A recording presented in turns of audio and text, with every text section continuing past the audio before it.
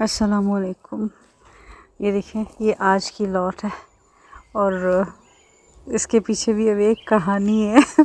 میں نا یہاں سے یہ توڑ رہی تھی تو یہاں پہ نا وہ نہیں ہوتے ہیں جو ہنی بیس ٹائپ ہوتے ہیں، یہاں پہ تو بولتے ہیں نا ویسپس جو ہوتی ہیں وہ بڑے سائز کی جو ہوتی ہے، وہ شاید ان سب کا جو ہے نا وہ دادے والی ایج کا، جیسے وہ ہو نا کوئی ان کا دادا ہو، اتنا بڑا سا تھا، وہ میرے پیچھے پڑ گیا نا.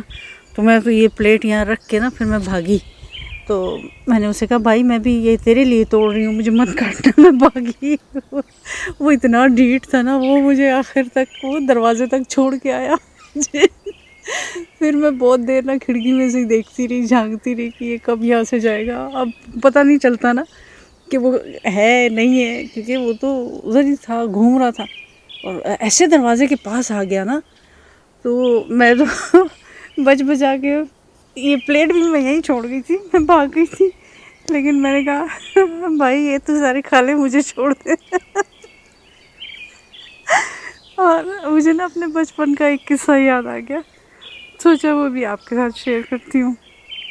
قصہ کچھ یوں تھا کہ ہمارے نیبرز میں نا ایک بزرگ کرد فیملی رہا کرتی تھی. ان کی کوئی اولاد نہیں تھی، ان کا بڑا پیارا سا گھر تھا، ایرانین اسٹائل کا نا، بیچ میں فاؤنٹین بھی تھا، ایک چھوٹا سا تالاب بنا ہوا تھا، اس میں انہوں نے مچھلیاں بھی رکھی ہوئی تھی، وہ سفید رنگ کی اور اورنج گولڈ ٹائپ نا اس طرح کی تھی.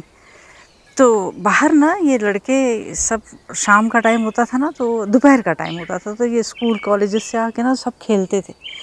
تو مجھے نا، ہم لوگ سائڈ پہ بیٹھے ہوئے ہیں، دیکھ رہے ہیں بالکل دروازے کے سامنے. تو بھائی نے آ کے نا مجھے کہا کہ چلو ہم تمہیں اوپر کرتے ہیں، تم ان کے یہ اسٹیپ سے چڑھ کے نا تو اوپر چلی جاؤ. ادھر نا ان کا شہتوت کا درخت تھا. تو اب میں چھوٹی سی، ان لوگوں کے کرکٹ کھیل رہے تھے، نہ جانے کیا کر رہے تھے، تو انہوں نے مجھے جو ہے نا اوپر چڑھا دیا کہ یہ ہلکی پھلکی سی ہے، یہ چڑھ جائے گی اوپر چھت پہ اور یہ ہمارے لیے شہتوت توڑے گی. اچھا میں چلی گئی اوپر. انہوں نے مجھے نا مجھے یاد نہیں ہے، کپڑا دیا، پلاسٹک کا تھیلا دیا، کیا دیا نا، کس میں جمع کرنا ہے تم نے. اب وہ بزرگ کپل جو تھا نا اپنے گھر میں آرام کر رہا ہوگا، سو رہا ہوگا، کیونکہ اتنا بڑا گھر تھا، اتنا بڑا درخت، اور روڈ کی دیوار بہت چھوٹی سی تھی نا. تو میرے لیے اس کے اوپر ان کا چھوٹا سا ایک کمرہ تھا، وہاں پہ انہوں نے وہ اسٹور سا تھا کوئی، اللہ جانے کیا تھا، اس کے اوپر اس کی شاخیں آئی ہوئی تھیں. تو میں جناب چڑھ گئی خوشی سے کہ چلو میں بھی کھاؤں گی. تو ادھر جب چڑھی نا تو وہ جمع کرتے کرتے نا، جیسے بچے بھول جاتے ہیں، میں اور آگے چلی گئی کہ اس شاخ سے بھی توڑ لوں، اس شاخ سے بھی توڑ لوں. ایک شاخ تھی جو ان کے صحن تک لمبی تھی نا، اتنی لمبی سی تھی. اب وہ کتنی مضبوط تھی اس کا تو مجھے اندازہ نہیں ہے، چھوٹی سی بچی 4-5 سال کی ہوں گی، 6 سال کی ہوں گی، مجھے کیا اندازہ. تو میں نا اس شاخ سے نا توڑتے توڑتے اس کے اوپر چڑھ گئی.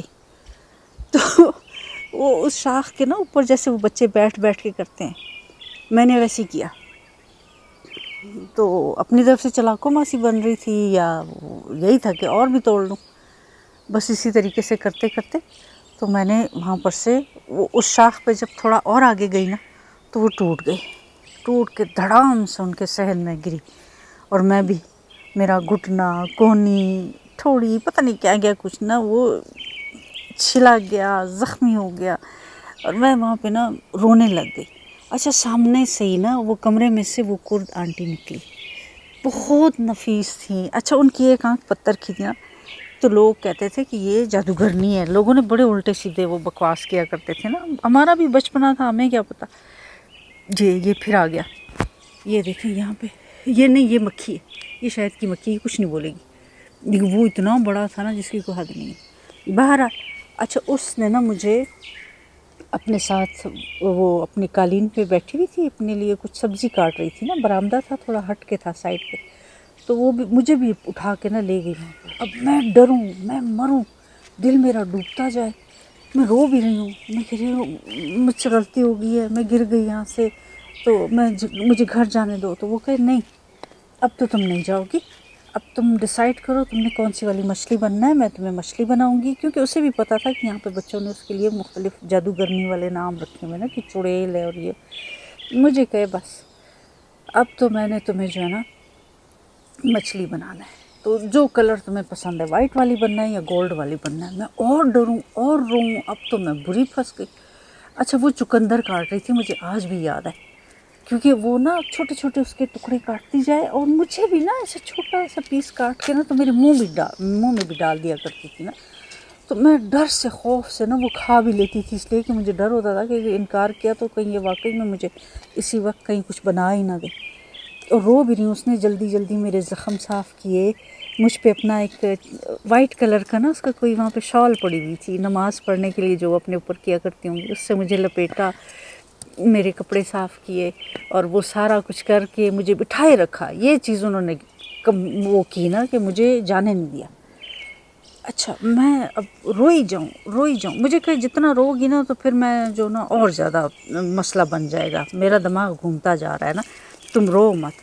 اب ڈر سے وہ اندر ہی اندر رونا اور پھر آنکھوں کو پوچھنا۔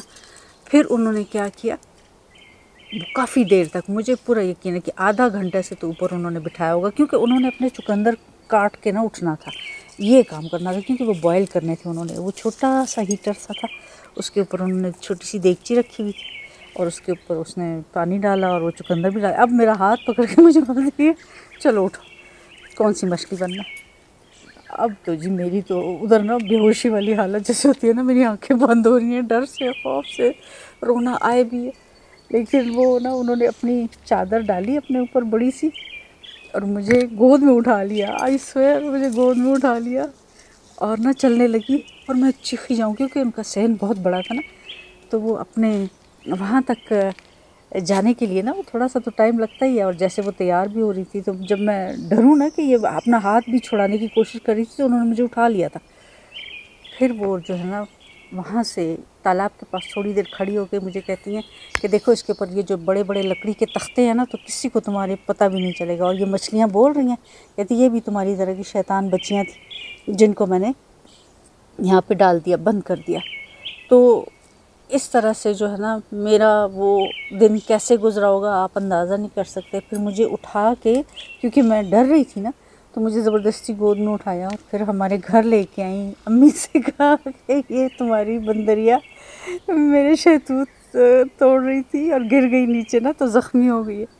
تو وہ جو ان کے اپنے گھر میں وہ سیف کیا کرتی تھی نا، وہ ڈرائی کیا کرتی تھی شہتوت کی، بڑی سی پرات تھی، اس میں انہوں نے ڈالے ہوئے تھے، تو وہ بھی ساتھ ہی لے کے پھر وہ انہوں نے امی کو، بھائی کو ہی بھیجا کہ جا کے نا وہ صحن میں جو پرات پڑی ہے وہ ایک اٹھا کے لے جاؤ اور ادھر بیٹھ کے کھاؤ۔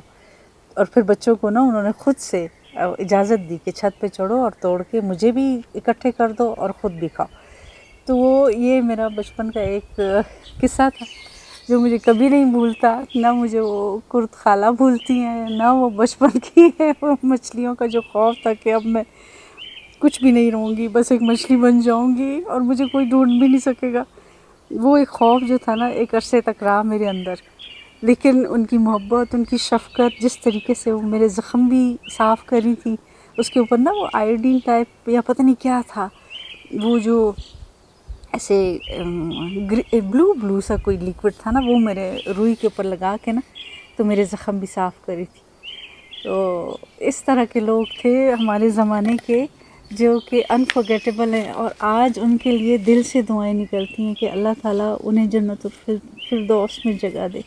دونوں میاں بیوی بہت پیارے انسان تھے۔ اور یہ تھا جی میرے بچپن کا ایک قصہ کہ شہتوت چوری کرنے کے لیے مجھے اوپر چڑھا دیا تھا درخت کے اوپر، اور جو چورنی تھی وہ بیچاری گری، اور کس طرح سے پھر اس کا حال ہوا یہ اللہ ہی جانتا ہے۔ اس وقت کو اگر آپ امیجن کرو نا اپنے آپ کو رکھ کے، تو تب آپ کو سمجھ آئے گی۔